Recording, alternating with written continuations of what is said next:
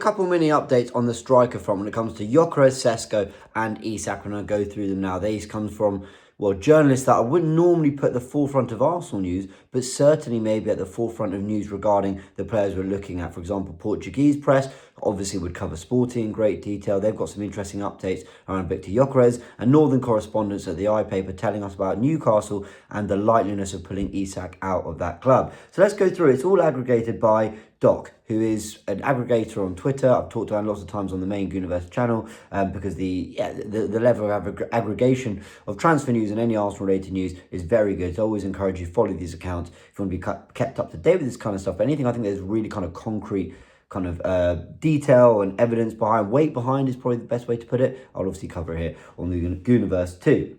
So the first bit comes from, it's aggregated news by Mark Douglas. Now, Mark Douglas is a Northern football correspondent at the iPaper, and he's got 75,000 followers. So immediately I'm looking at, good subscriber base, someone who covers Northern football. I imagine is going to have some real insight on the Alexander Isak front. I could be wrong, but I think it's a safe assumption to make. He said that at Arsenal, it's Benjamin Sesko and Victor Gyokeres who's interested in a move to Premier League this summer. Those two have now emerged as priority summer targets after Newcastle's hardline on Isak have made them look at other targets. So, what can we take from that little paragraph?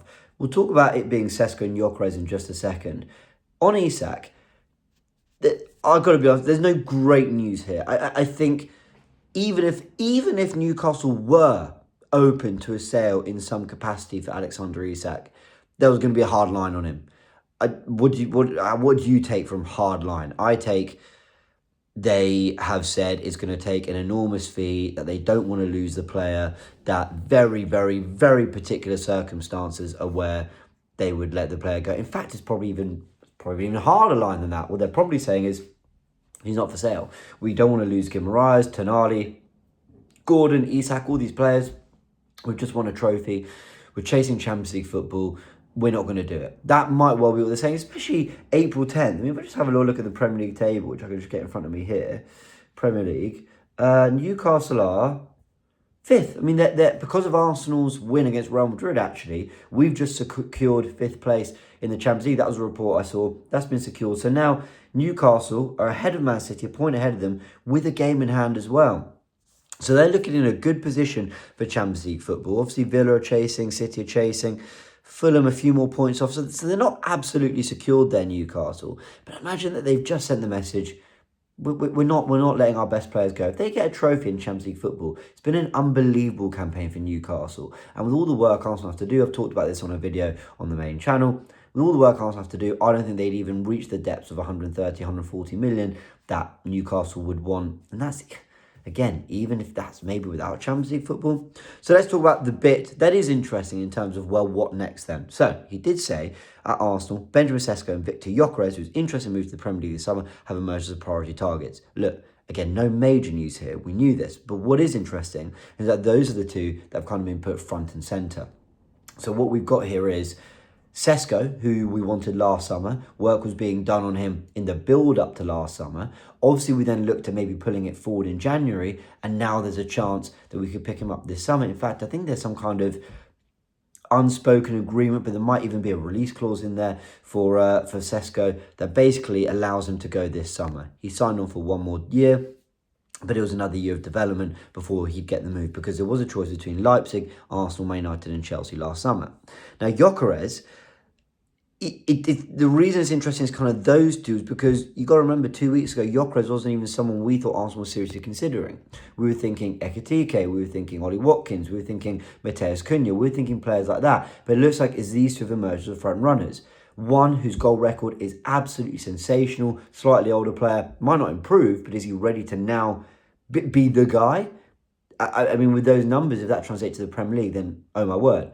With Sesko, it might be that he's actually more profile-wise what suits this Arsenal team, but he is still raw and trying to get to that potential. Maybe in 3 years' time, Sesko's the better player, but Arsenal don't maybe have another 3 years of the process, right? They need to get this one right. So, all of that was, and I'll say this very admittedly now, kind of stuff I think we all knew. There's anything there that is majorly like new or groundbreaking in terms of information, but it's worth giving you an update. That's still what's being said by journalists. And like I said, that is what we're going to cover on the Goonerverse 2. There is going to be a degree of rumour, report and updates on transfer stories we kind of know. But this is interesting because this comes from, they are pronounced Bola, I believe.